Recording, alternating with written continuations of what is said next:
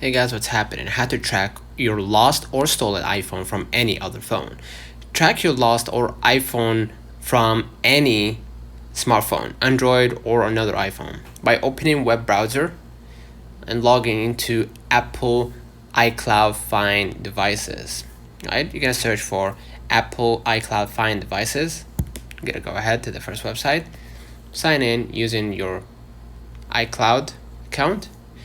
You do not need two-factor authentication, you do not need two-factor authentication code to track your devices.